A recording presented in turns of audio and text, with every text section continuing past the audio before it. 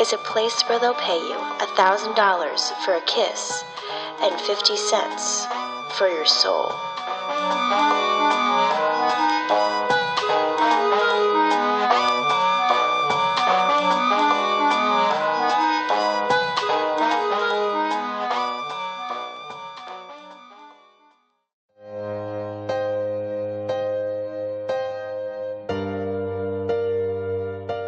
Welcome to Hollyweird, a podcast about celebrity deaths and the strange events in Tinseltown and beyond. We are your hosts, Megan Carpenter and Liz Shire. Here are today's headlines. Two big stories tonight. Breaking story out of the Bahamas tonight. Singer-actress Aaliyah is killed in a plane crash. People across the country are mourning the death of Aaliyah. The death of singer Aaliyah is still making headlines around the country. Authorities have confirmed that R&B singer and actress Aaliyah is among 8 people killed in a plane crash. She died in a plane crash last weekend, you'll recall, in the Bahamas. 8 others also died. Things are about to get Hollyweird. This is the story of the death of Aaliyah. It's been a long time. We shouldn't have left you without a dope beat. Step 2, step 2, step 2, step 2. August 25th, 2001, Marsh Harbor, Bahamas. A quick trip to film a music video would end in tragedy for Aaliyah, the R&B pop star who was undeniably on the rise to superstardom.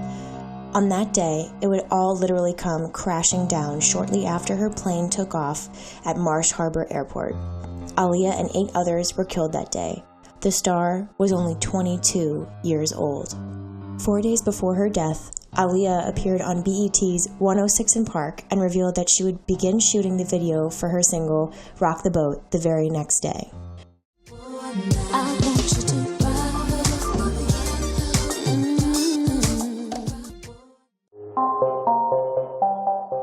August 22nd saw a preliminary shooting in Miami, Florida, and on August 23rd, Aaliyah and employees of the record company flew to the Bahamas on 2 flights using a Fairchild Metro 3 chartered through Sky Limo. She was scheduled to leave the Bahamas on August 26th, but chose to leave the day before since she had finished early.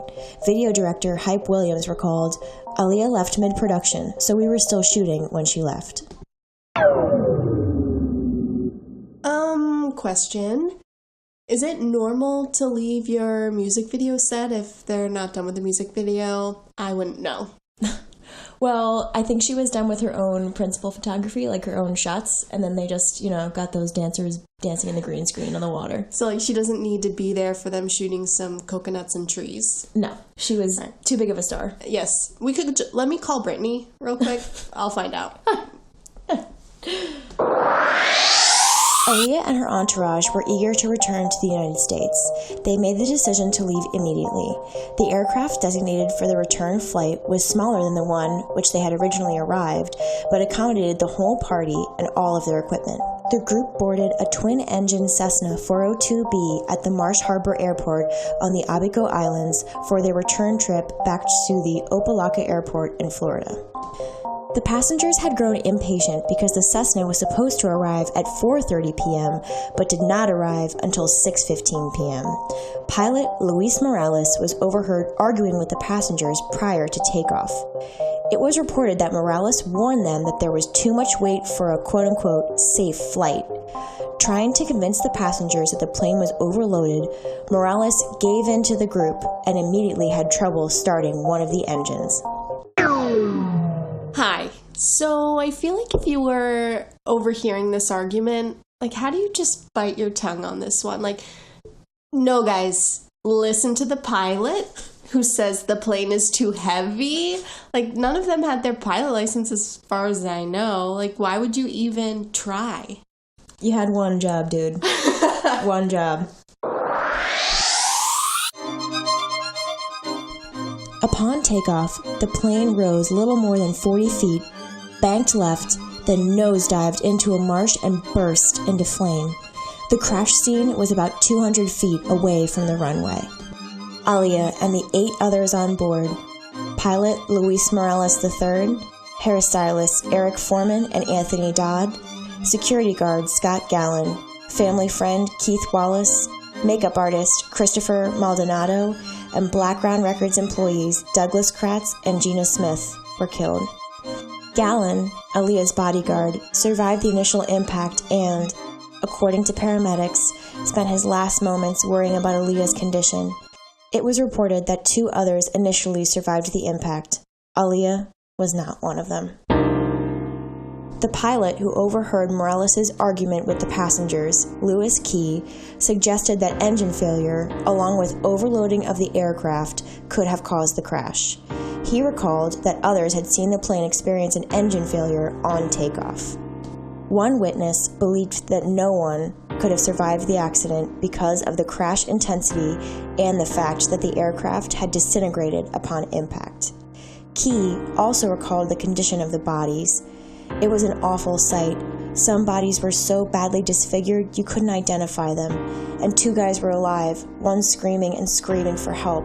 He was horribly burned all over. When emergency teams arrived at the muddy scene minutes later, they found Aaliyah some 20 feet from the fuselage, curled on her left side.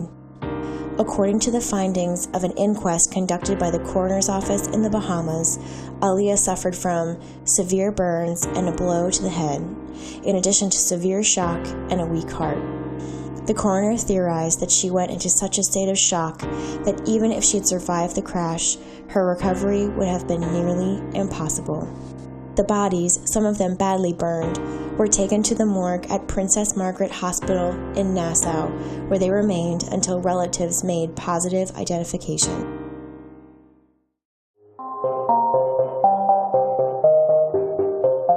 The subsequent investigation determined that when the aircraft attempted to depart, it was over its maximum takeoff weight by 700 pounds and had 1 more passenger than it was certified to carry.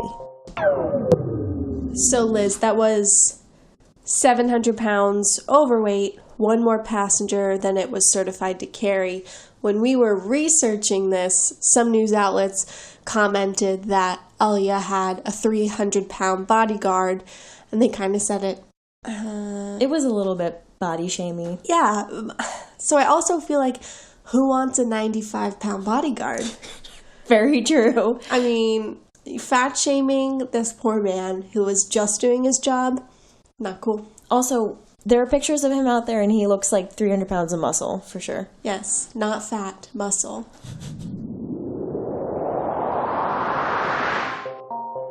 The report stated that, quote, the airplane was seen lifting off the runway and then nose down, impacting in a marsh on the south side of the departure end of runway 27 and then exploding into flames. It also indicated that the pilot was not approved to fly the aircraft. Morales had falsely obtained his FAA license by showing logs of hundreds of flight hours he had never flown. He may have also falsified the number of hours he had flown to get the job with his employer, Black Hawk International Airways. Additionally, Morales' toxicology report revealed traces of cocaine and alcohol in his system. The United States joined the investigation on August 27th as authorities from the Federal Aviation Administration arrived in the Bahamas. On August 31st, the day of Aaliyah's funeral, an independent expert of the Cessna Pilots Association reported that the aircraft was overloaded. His statement came as investigators declined to comment on the weight being a factor in the crash.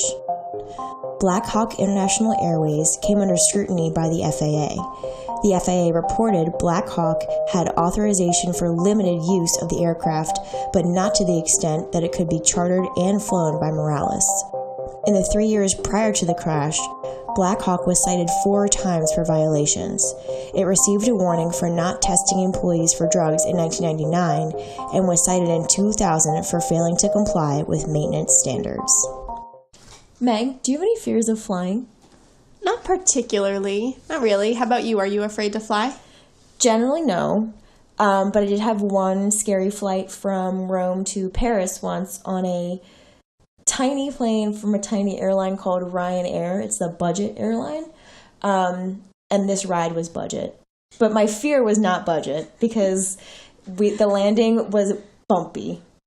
extremely bumpy. That was the only time I ever felt afraid. I mean, I've never had a flight where the staff of the flight, the employees of the airline look afraid. I feel like that's your telltale. Definitely. Huh. These people didn't look afraid, but I was afraid. Very afraid. After the crash, revelations came to light concerning pilot Luis Morales' private life, as well as his activities during the final month before the crash. Following the accident, authorities told his relatives not to discuss the case. However, Morales' sister spoke on behalf of the family, stating confidence that her brother would be cleared of any accusations of wrongdoing. Less than a month before the crash, Morales had been caught with pieces of crack cocaine in his car after being pulled over for driving his car through a stop sign on August 7th, 2001. Crack is whack. Crack is cheap.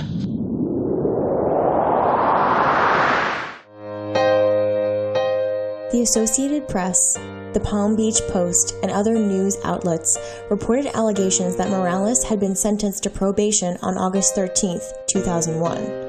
On August 28, 2001, U.S. aviation officials said that Morales had been hired by Black Hawk International Airways just 2 days before the crash and was not authorized by the FAA to fly the aircraft for the operator.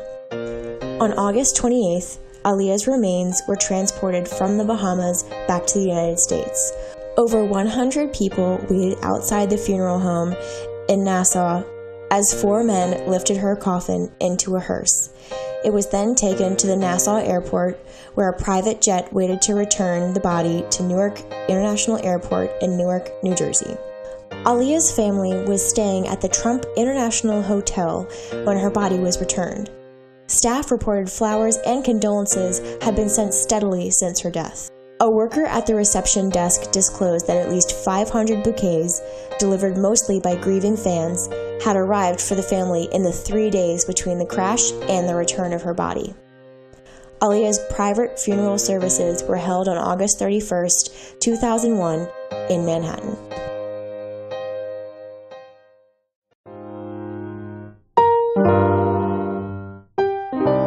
Her body was set in a silver-plated casket, which was carried in a horse-drawn glass hearse. An estimated 800 mourners were in attendance at the procession. Among those in attendance were Missy Elliott, Timbaland, Gladys Knight, who is actually Aaliyah's aunt, Lil' Kim, and Shawn Combs. After the service, 22 white doves were released to symbolize each year of her life.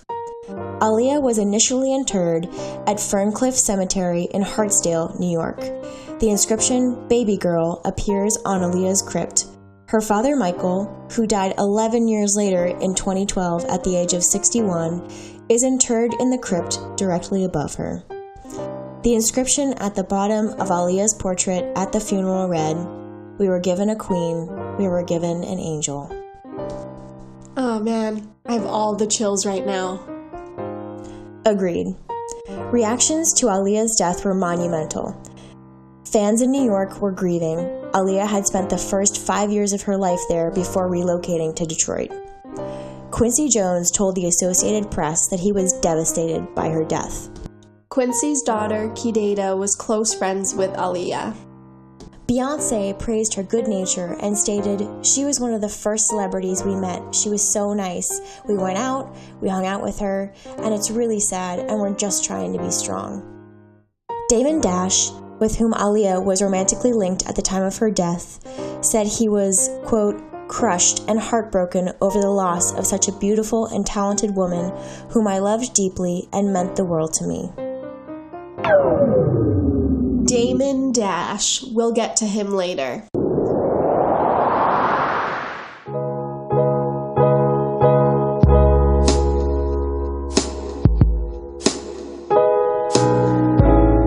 Following Aaliyah's death, there was a large increase in the sales of her music, in particular her self-titled third album, which had been released only a month before. The album was already a success. It debuted at number 2 on the Billboard 200. It was already certified gold when she departed for the Bahamas. Having also made the jump to film with Romeo Must Die and Queen of the Damned, Aaliyah was working on several film appearances to be released back-to-back. One of these was the Whitney Houston-helmed Sparkle. Houston shelved the project in response to Aaliyah's passing, but it was later completed in 2011 with Jordan Sparks portraying the role that was at one time Aaliyah's.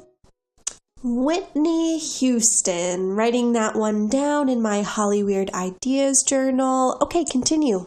She had filmed part of her role in The Matrix Reloaded and was scheduled to appear in its sequel, The Matrix Revolutions. The role was recast.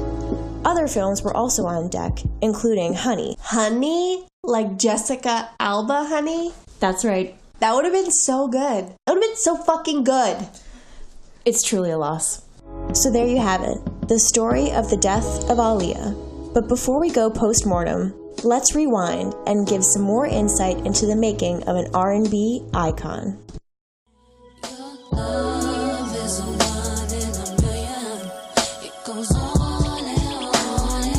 Aaliyah Dana Houghton was born on January 16, 1979 in Brooklyn, New York. She was the younger child of Diane and Michael Houghton. Her name is of Arabic and Jewish origins, meaning the highest, most exalted one, the best. Her parents decided on the name based on the high hopes and expectations they would have if they had a daughter. I'm not crying, you're crying. Her family moved to Detroit when she was a young girl. Aaliyah's mother was a vocalist, and her uncle, Barry Hankerson, was an entertainment lawyer who had been married to Gladys Knight. She went on to appear on Star Search at the age of 10. Aaliyah chose to begin auditioning while her mother made the decision to have her surname dropped. She auditioned for several record labels and at age 11 appeared in concerts alongside Knight. Aaliyah's uncle ended up signing her to a deal with Blackround Records at the age of 12. She was then introduced to R. Kelly. We'll get to that later, too. R. Kelly, who became the lead producer on her first album. That album, Age Ain't Nothing But a Number, was recorded when she was only 14. Released in 1994, the album received commercial and critical success. 2 years later, Aaliyah signed with Atlantic Records, where she worked with Timbaland and Missy Elliott on her second record, One in a Million. That album also went multi-platinum, and Timbaland and Elliott would become frequent Aaliyah collaborators. Her first film role came with 1999's Romeo Must Die opposite Jet Li. Her contribution to the film's soundtrack, a song called Try Again, became one of her biggest hits, selling over 1 million copies, topping the Billboard 100, and earning her MTV Video Music Awards and a Grammy nomination. Remember, this was when those MTV Awards were a big deal, not just an excuse for celebrities to drink gin and tonics while watching the show. Aaliyah released her self-titled album, Aaliyah, in July 2001. A posthumous compilation album, I Care For You, was released in 2002.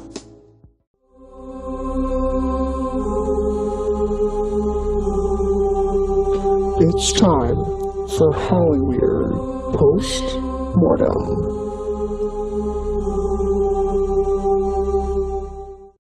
Alright, it's time for a Hollyweird Post-Mortem. Aaliyah. We're huge Aaliyah fans, and that's kind of why we decided to talk about her this episode. But beyond that, she's so highly revered in the music industry. Years and years after her passing, we want to tackle why. Here's our best shot. Say yes or say no, 'cause I really need somebody. Tell me if there's somebody. Boy, won't you pick me up? One of the first thoughts that we had is her image. There was an obvious, deliberate focus on her public image. Yeah, so back in the 90s, she wore those baggy clothes. She wore her hair over one eye, like you said. Her mom suggested this to her to look like Veronica Lake, and that look became her signature. But she reinvented herself in just the few short years that we had her as an artist, because when you think of the early 2000s, she was kind of more, she was sexier and she was glamorous, definitely, as opposed to the baggy clothes that she originally wore back in the mid-90s. Right. But regardless, her fashion and her style was highly revered, even by the likes of Tommy Hilfiger, who asked her to model in some of his ads. These ads, she was dressed in boxer shorts, baggy jeans, a tube top. I think you're envisioning exactly what I'm describing because these are iconic looks to this day. Absolutely. I think another reason why she's highly revered still in the music industry is she only had 3 albums, all of which were awesome. I mean, her discography is spotless in that sense. Absolutely. We ended on a teenage dream and we never had to suffer through a witness. Wow. So that is very accurate. But think of all the songs that she had too. I mean, Are You That Somebody from 96? My personal fave. My personal favorite Aaliyah song is We Need a Resolution from one of her later albums. But do you want to actually tell the story of how you knew that we needed to do an Aaliyah episode? Yeah, we were halfway through our first episode trying to pick the next episode, and I walked into the hair salon, and Are You That Somebody, which is my personal favorite song, came on, and it was a sign. I knew we had to do Aaliyah. I got a very enthusiastic text from you that it was a sign. Well, I had the tinfoil in my hair. I had to text Meg and tell her. So at the time of Aaliyah's death, there was a lot of talk of how she was in the process of crossing over from just an R&B artist to a mainstream triple threat. She had been acting in movies, singing, and she was really on the cusp of being a major star. I personally think that Aaliyah paved the way for Beyonce. Their paths are extremely similar. They started their careers out really young. They both had kind of like overbearing fathers as their managers. Because there was definitely some contention with Aaliyah's relationship with R. Kelly, that her dad got involved. And, you know, both Aaliyah's early work and Destiny's Child early work had that same kind of soft voice R&B sound. It wasn't very, like, now Beyonce is really known for her, like, very bold, really talented vocals, but back then it was very like laid back, kind of like Escape, that kind of like, you know, late 90s early 2000s feel, and if you like listen back, I think their vocal styles really match. So interesting talk, Liz. So if you think her movies and her crossover career, I mean, in terms of the path that you're suggesting Beyonce followed, so Romeo Must Die, she is the female half of the relationship, she's the Juliet to the Romeo. So Beyonce's first film role was that Austin Powers movie where she was the Bond girl, I guess, to Austin Powers and the other half. And then, so if you think what Beyonce did in Dreamgirls, I mean, that's what Aaliyah could have done in Sparkle. I mean, it's all there. Very parallel, for sure. And I think that Beyonce, she always speaks very highly of Aaliyah, and I think she recognizes that they were coming up at the same time, and one star faded out before the other. That's sad. I know. That's so sad. So there are a lot of celebrities, not just in music, but also in pop culture, that reference Aaliyah, that are honestly obsessed with her. Drake has a tattoo of Aaliyah on his back. It's her face tattooed on his back. I was just listening. But they don't know each other. No. They never met. No, I mean, I guess he was a kid. Is he like our age? How old is Drake? Drake is 31. Drake is older than us, listeners. We're young. We're younger than 31. My theory is that Drake is 31 currently at the time of this recording. He was 15 when Aaliyah died. So I think that his respect for her as his admiration for her as a musician goes back to when her music was popular. Drake was like a young teenager, kind of developing his musical self, his like personality, and I think that probably got really ingrained in who he is as a musician. Yeah, so she was popular, and her tragedy occurred at a time when he was super impressionable? Definitely. Okay. Yeah, so do you remember a few years back when he announced that he was putting together a posthumous album of Aaliyah recordings? Right. That never came together. Right. I think her family put the kibosh on it. Oh, really? Yeah, it was something with, like, legal. Legal. Yeah. There's also, if we wanted to think about an analogy to ourselves, Meg, what kind of music did you listen to when you were like 15? I would like to think of myself as an alt rocker, black eyelinered punk girl. Right. But that was probably sprinkled with Backstreet Boys. Right. So if you were ever to release an album, it'd be a mix of both. Yeah. Yeah, you're right. There would be shout outs to Green Day and Nick Carter. What a lovely combination. Other celebrities, The Weeknd has sampled her. So The Weeknd is a very current artist. So when you think she has staying power that a decade plus, I mean, we're talking at least 15 years later, you have artists sampling her.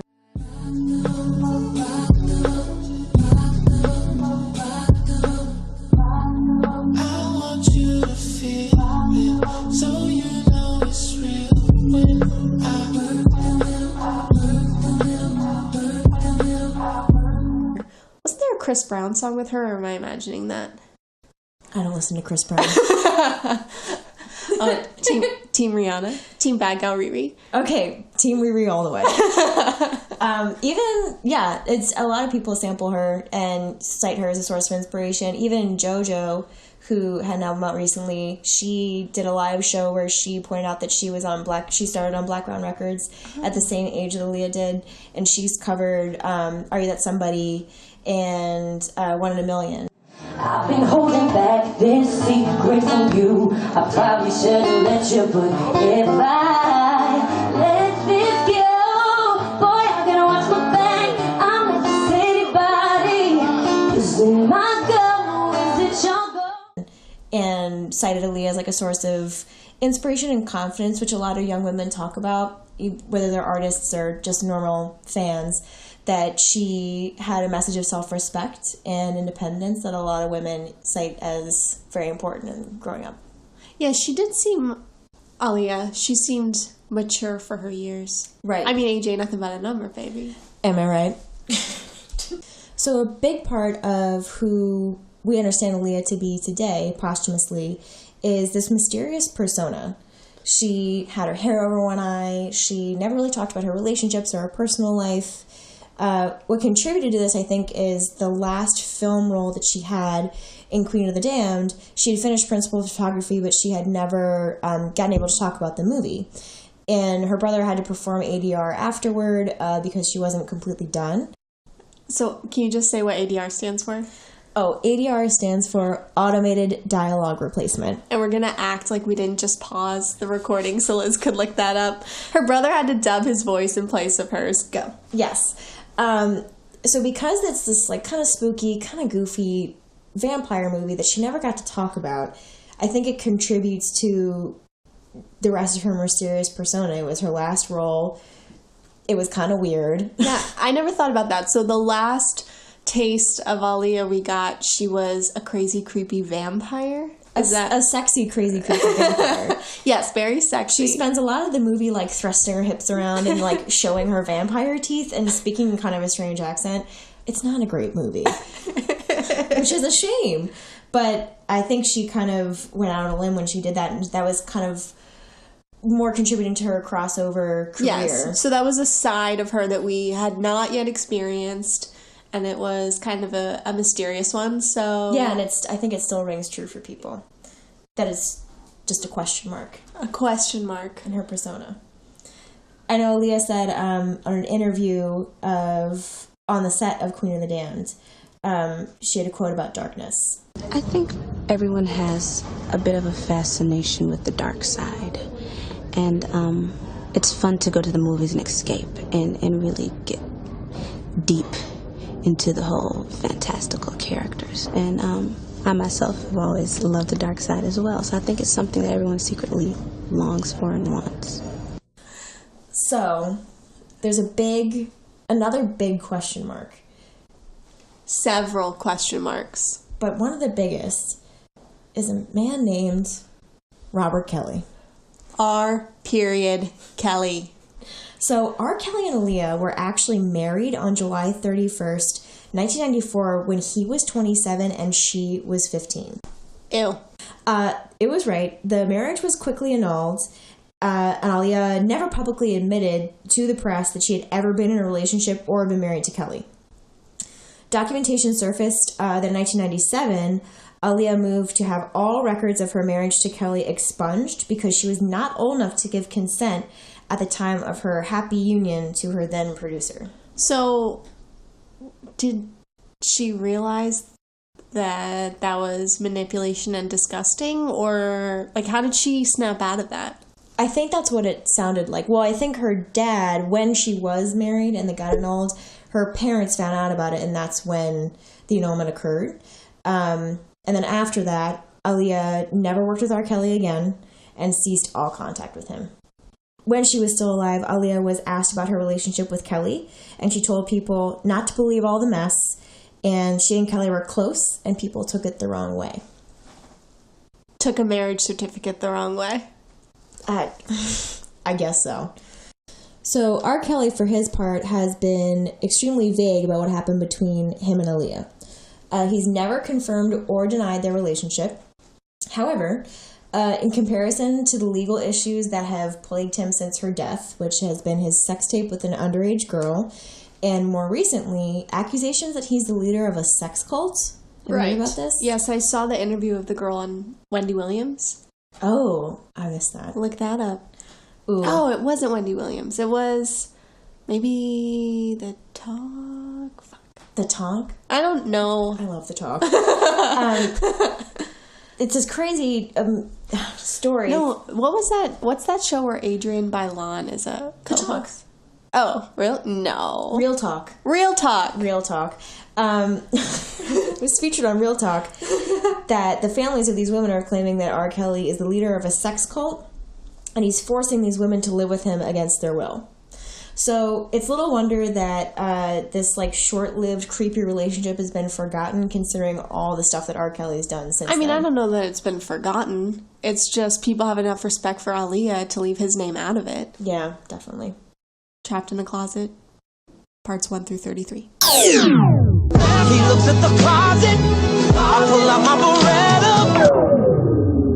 Beretta. So beyond Robert Kelly, Aaliyah had another romantic endeavor with Damon Dash. So Damon was Jay-Z's counterpart in Rockefeller Records. Mm-hmm. So word on the street is that Damon, and Jay-Z actually competed over the affection of Aaliyah. Ooh. Juicy, do tell. So she picked Damon. Okay, so some believe that led to the dissolution of Rockefeller Records as a company. So Aaliyah and Damon, I read that they were engaged. I read that they were just in a relationship. Either way, whatever, they were together. Yeah. So if you're saying to yourself right now, Damon Dash, that name sounds familiar, I will tell you why that name is familiar. So Damon Dash was married to Rachel Roy. Rachel Roy, Becky with the good hair, Rachel Roy? No. Yes. So not just Aaliyah. I mean, it seems like Jay-Z and Damon Dash have the same taste in a couple women. Wow. Yeah. So that's interesting. That's very, it's almost like an Illuminati connection. All right. So Jay-Z is still, I think, fascinated with Aaliyah. He references her in his song Glory. There's a line about checking the weight of the plane. I don't know if that, yeah.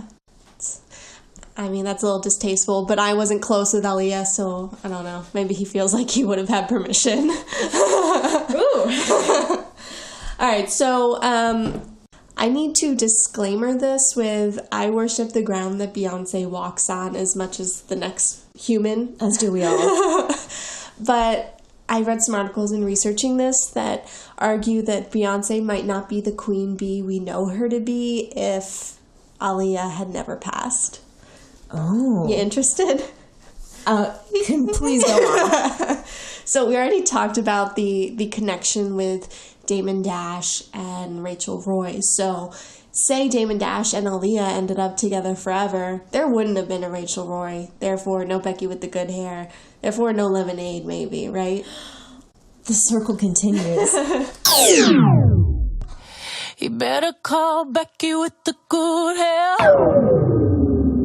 But other than that, we just kind of talked about how we think Aaliyah laid the groundwork for a successful R&B to pop crossover career like Beyonce has done so well. So would Aaliyah have done it first? Would she have been the star? Not to say, I mean, that's kind of dumb to say that there wasn't enough room for everyone. Maybe not. I guess, we'll never know. I think that Aaliyah was more on track. She was more grounded in being an R&B singer, whereas Beyonce had been part of a group that Destiny's Child already gained like a lot of popularity within mainstream music, that she was already projected for pop and then superstardom and world takeover. I couldn't see Aaliyah doing something like that. I think for her, she was much more of a like traditional musician, but then again, who knows where it would have gone. Yeah, I mean, but when you think of songs like Try Again, that had such crossover appeal. Definitely. I don't know. I mean, it's sad because it's just a question mark. I mean, this girl had all the pieces for, to put together to make the right puzzle, and it's just sad. Very sad. Sorry, guys. We left you with a sad one this time. This journey to the past.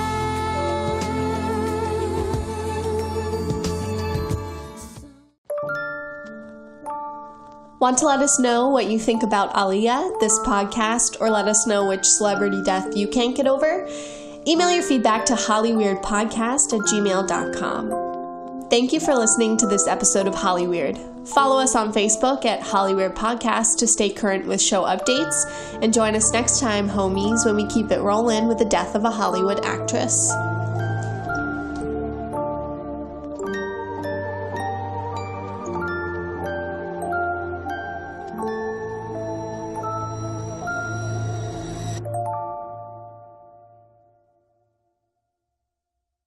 What R. Kelly does, he loves to talk about all the nasty things that he does. Trapped in the closet. I put him on my bed. I have a clip of that. Hold on.